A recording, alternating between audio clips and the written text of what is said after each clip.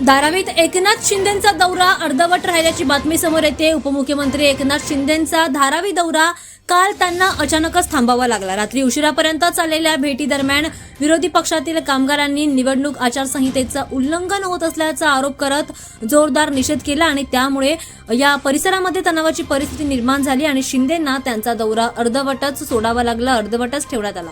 दरम्यान काँग्रेस आणि राष्ट्रवादी काँग्रेसच्या पक्षाच्या कार्यकर्त्यांनी आरोप केला की प्रचाराची वेळ संपल्यानंतर सुद्धा शिंदेंचा ताफा धारावीमध्ये उपस्थित होता, त्यामुळे निवडणूक आचारसंहितेच्या नियमांविरुद्ध हे असल्याचं म्हटलं गेलं आणि त्यानंतर शिंदेंना त्यांचा दौरा अर्धवटच सोडावा लागला। यानंतर पोलीस देखील घटनास्थळी दाखल झाले आणि यावर कारवाई करण्यात आली। त्यानंतर एक वाद निर्माण झाला, त्यामुळे शिंदे आणि त्यांच्या ताफ्याने कार्यक्रम पुढे सुरू ठेवण्याऐवजी परिस्थितीची गंभीरता लक्षात घेता हा कार्यक्रम अर्धवटच सोडला। दरम्यान महानगरपालिका निवडणुकांच्या वातावरणात आजचा प्रचाराचा शेवटचा दिवस आहे आणि त्यातच काल ही घटना घडल्यामुळे आता राजकीय परिस्थितीमध्ये तणावाचं वातावरण निर्माण झाल्याचं पाहायला मिळतंय। महत्त्वाचं म्हणजे शिंदेंना त्यांचा दौरा अर्धवट सोडावा लागला, त्यामुळे धारावीमध्ये तणावाची परिस्थिती